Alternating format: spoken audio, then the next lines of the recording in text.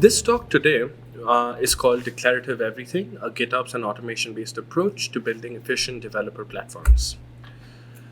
Before diving in too deep, let's understand what a developer platform even is. On the right-hand side over here, we have production-ish things. On the production side, obviously there's the true production environment. 100% of the traffic that receives is usually from external users. There might also be staging, which might get a small percentage of the production traffic. And again, all of this depends on how the organization has implemented various blue-green type of environments. The traffic split depends on how that's configured. On the non-production side of the house, we have various different environments. Development is usually one of the biggest ones that engineers get to interact with on a day-to-day basis. This might be our local development environment on a local workstation. It might be a remote machine that an engineer normally SSHs into, so on and so forth. Then there's CI/CD. The goal for that is that environment normally serves two types of usages. One is from the various authors of all of the features and changes that are being proposed. The other is from our colleagues and teammates who get to review the code and see the outputs of the various test executions. Then we have our classes of pre-production environments, which aren't really production, but are production-ish in the sense that it might be something for our QA teams to work off of, or a dev environment, which is an environment shared by multiple engineers to perform various types of end-to-end testing. A user acceptance testing environment might also be in that bucket, which is a place where a product manager, for example, might go to make sure the definition of done, as was outlined in whatever product document, has been implemented appropriately. We talked a little bit about a developer platform. Now let's talk about the developer workflows, and then we'll try to converge the both of them together. A dev workflow normally includes, and I'll use the terminologies SDLC and software development lifecycle interchangeably. They are essentially the same thing. The SDLC includes two parts. One is the inner loop and the outer loop. The inner loop is when the engineer is actively building something, which is the dev happening inside of an IDE.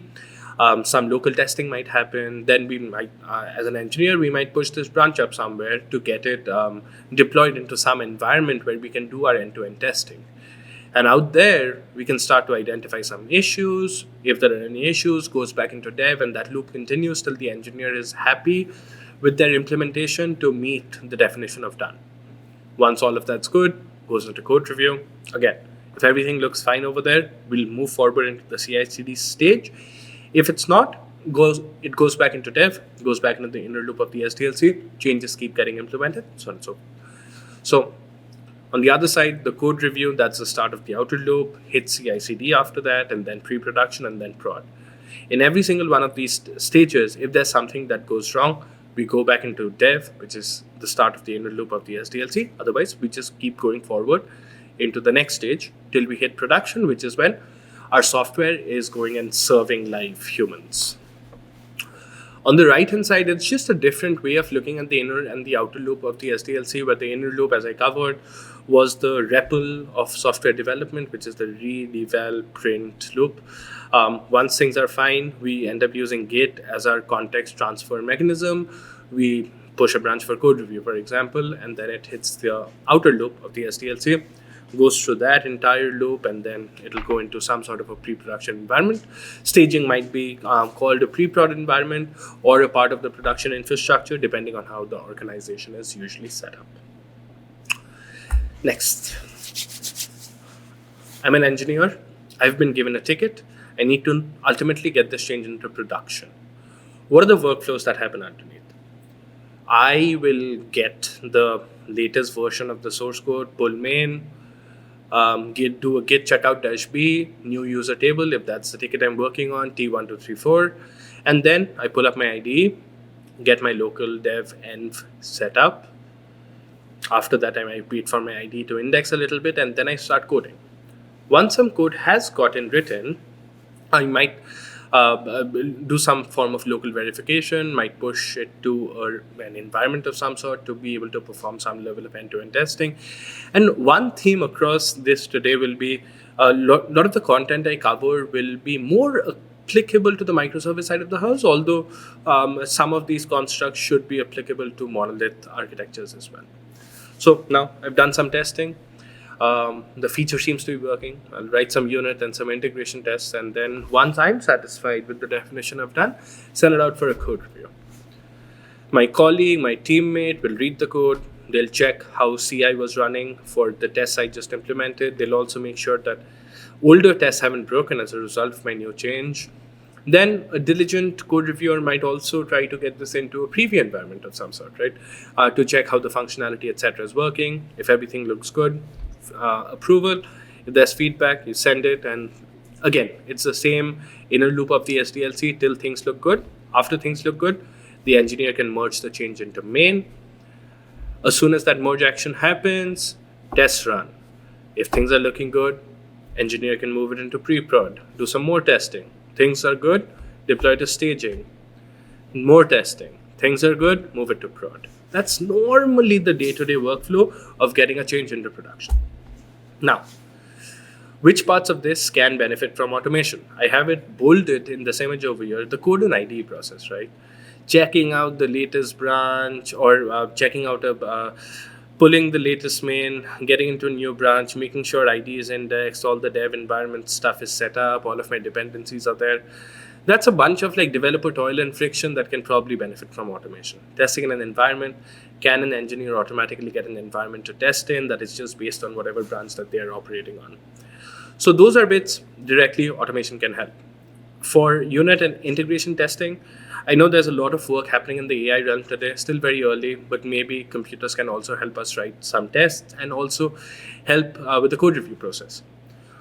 Usually, we all have automated tests running in CI already as soon as a certain branch is put up for review or a request to merge to main.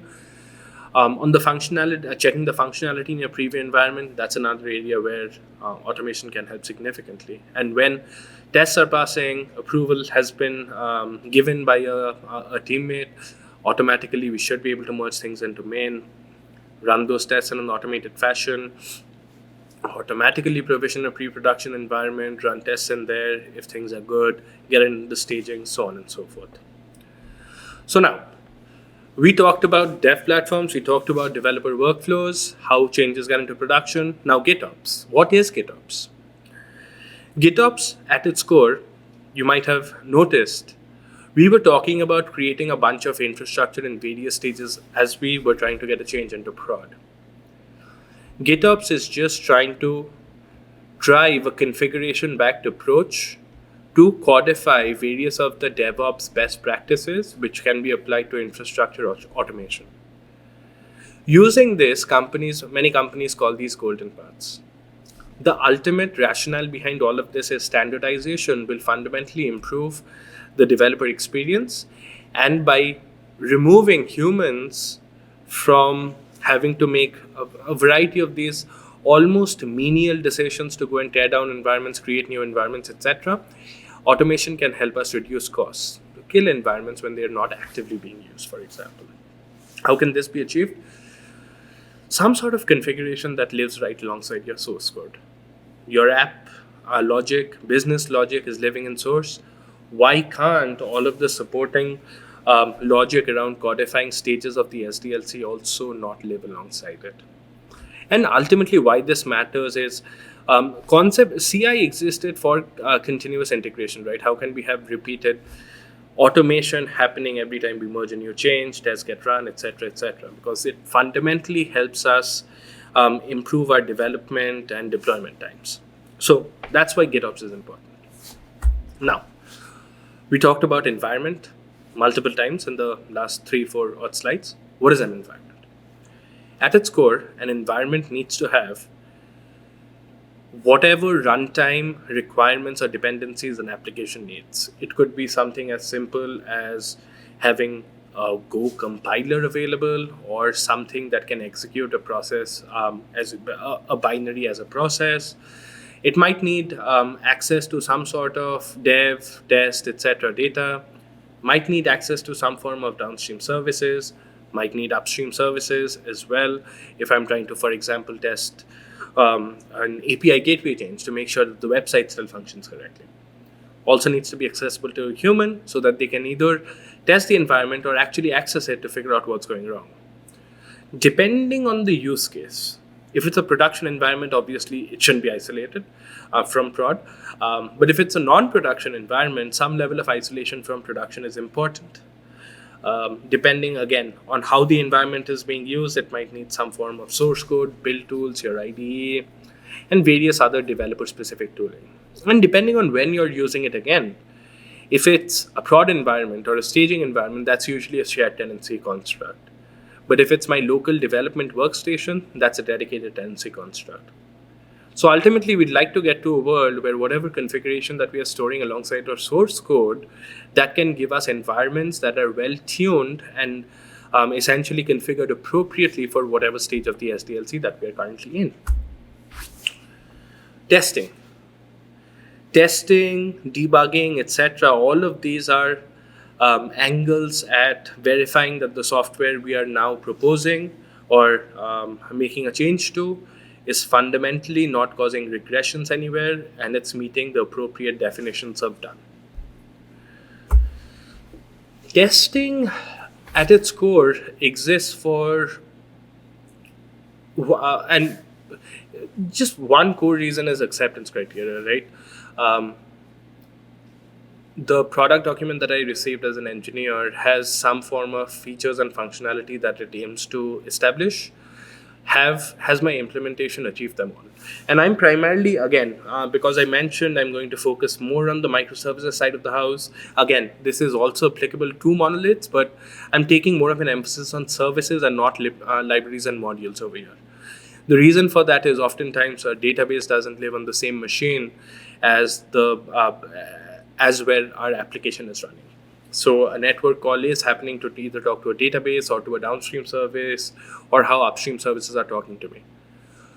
So functionality, we covered that. On the interoperability side, I'm calling various downstream services usually as part of any feature. Am I calling those systems appropriately? Am I breaking any API patterns? Is the latencies that I experience, is it something that's acceptable to my end users or my target end users? And ultimately, on the confidence side of the house, which is why, again, at its core, testing exists, is this change that I'm introducing right now, will it cause future production deployments to be more error prone? Will it cause more alerts to go to our on-call? Has the feature really been implemented in the simplest and the most resilient way possible? So normally, when we talk about, we have source code, right? On the left-hand side, I've kind of tried to represent this as a monorepo structure. All of these primitives apply just as cleanly to if a company has multiple smaller repos, like micro repos. Every microservice comes out of its own repo. Doesn't matter. You can see various libraries, modules, etc. All of it live together. There's some software that runs in the middle, which will ultimately cause some form of artifacts to get built. For example, a Docker container or an OCI image of some sort that then gets sent to our production workload management system or software, which gets us to go and run this latest version of a certain artifact, and it runs it, and then all of our systems go and talk to each other. So how does this software actually end up in production normally? I'll just use a couple of Kubernetes examples, but this is applicable to any sort of runtime. Kubernetes has these deployment YAMLs, there are Helm charts, etc. Ultimately, I push a new branch somewhere, or if it's a new change in the main branch, a new Docker image might get built. This image gets pushed into a container registry somewhere. A field is updated in my Helm chart, which is normally in the source code. This field is probably going to say, like, this is the latest version of this image, and then the Helm chart gets applied against my production Kubernetes cluster. At that point in time, the Kubernetes cluster knows, okay, I need to pull this image down from this appropriate container registry. I pull that down, get it deployed, stuff works. Now, we covered the prod deployment process. What is pre-prod? Pre-prod normally involves engineers, as I was saying, pushing their branches somewhere, having the CD system go and deploy that change into a shared tenancy pre-production environment of some sort. These are great for the most part. Till, I'll give an example. I am working on a front-end change. Bob is working on an API gateway update. Sally is going and running a database migration. When I push my front-end change into the pre-prod environment and I suddenly see an issue related to a database migration pop up in the error logs, that didn't happen because of me. A GitOps-based approach, as we can see on the right-hand side over here, can let us get into a world where ephemeral pre-production environments are just coming up, where each of our changes gets tested in isolation. And finally, when all of the changes land up in production in the main branch, similar tests can also be run to make sure the current state of the main branch is pretty healthy, it's green. But during our non-production, in the dev processes, being forced to share a pre-production environment with all of our colleagues, again, leads to a lot of developer friction. Now, images. Normally, in CI, we don't regularly go and spin up our own version of a full tenancy cluster of some sort where proper end-to-end testing is happening. There can be some cases where images get built, and this is just a little spec on how something like that might happen. But ultimately, it just boils down to check out the latest source code, make sure all of your relevant credentials are set up for whatever container registry you're using, build the image, push it there, and then finally call whoever your workload management system is. In this case, it's a Kubernetes example.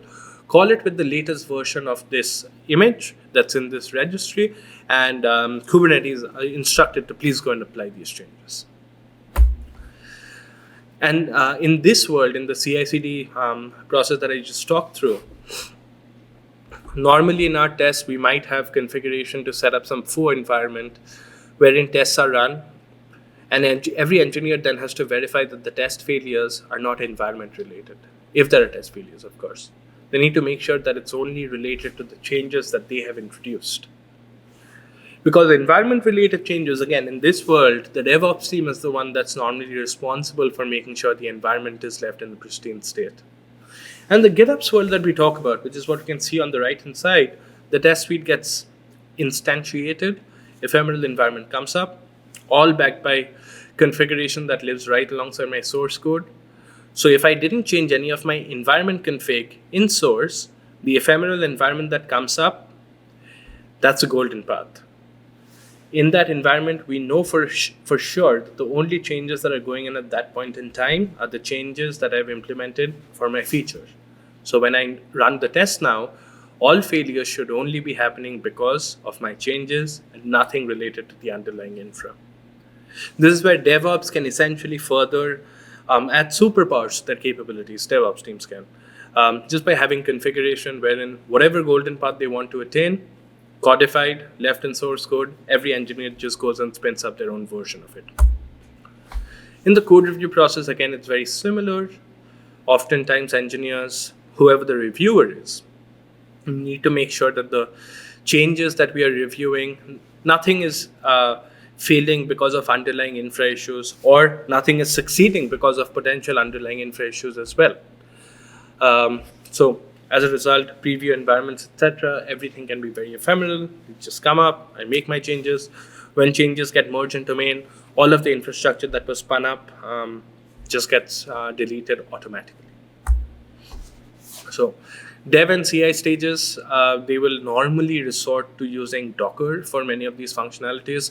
I can see over here, dev, it's not, the R has gotten cut off due to my screenshot. I apologize for that. But ultimately, you can see like these are all just Docker Compose files. If a developer, for example, needs a MySQL database, we'll normally not go to AWS, for example, and spin up an RDS database just for that. Just use Docker to do our basic feature functionality testing. And this usually suffices for dev, but as we get closer to CI and the other stages of the SDLC, that's where having more production symmetric infrastructure might be more helpful in weeding out bugs and getting a better sense of latencies, etc., as a user would experience when interacting with a prod environment. So now, why does all of this automation, why is it important? Why does it improve? How exactly does it improve our developer experience? So on the left hand side over here, let's take a normal dev loop.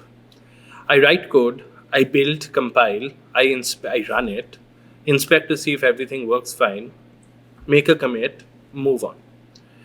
Let's say as an engineer, I'm working 6 hours a day. That's about 360 minutes. This entire loop takes about 5 minutes to run. So out of 360, I can do this about 72 times in a day. So 360 over 5. On the right hand side, as soon as we go into this microservice/containerized world, we get to this, like we do our code, we do our builds, and then there's the container build, etc. All of the container ergonomics come in. And that's pretty time consuming sometimes. And ultimately, you can see that 5-minute loop for getting the same task done is now taking 9 minutes. And because we were working 360 minutes a day, which was our assumption, now 360 over 9 is about 40 iterations.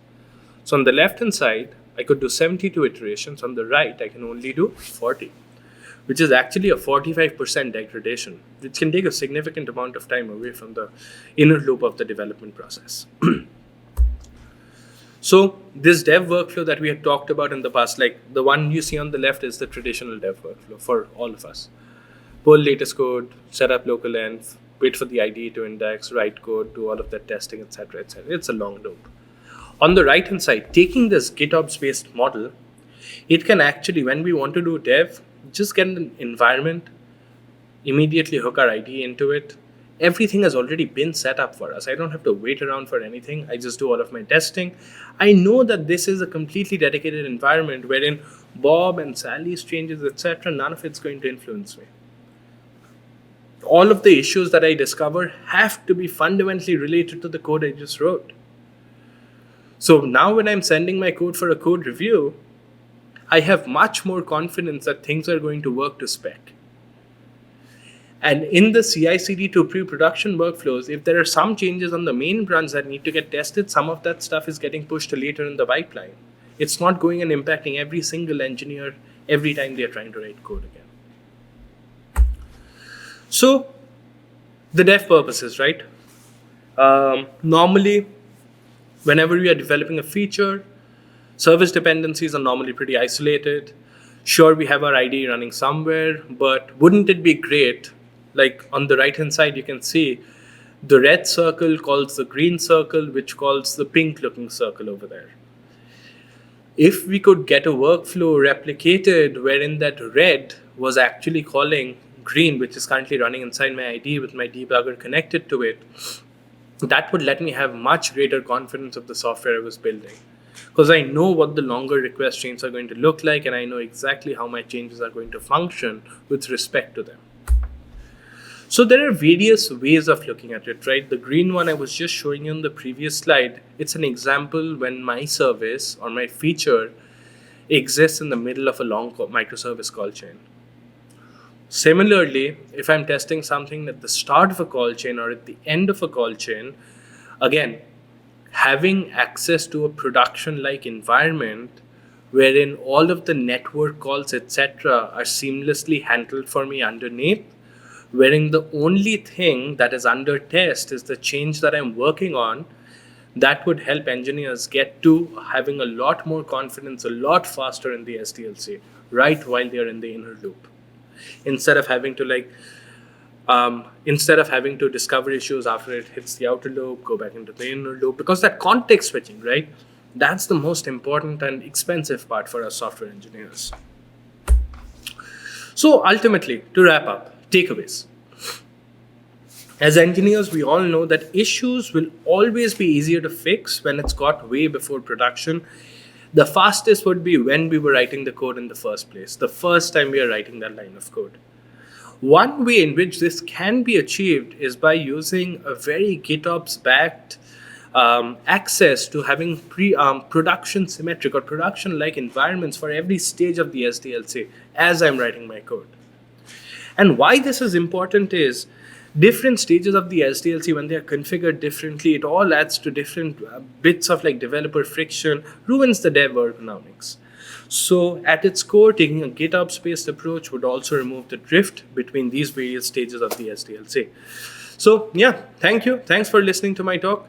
And I work at this company called DevZero, where we are trying to operationalize various things that we discussed in this talk today. If you're interested in checking out how any of these things can be applied to your day-to-day engineering workflows, check us out at www.devzero.io.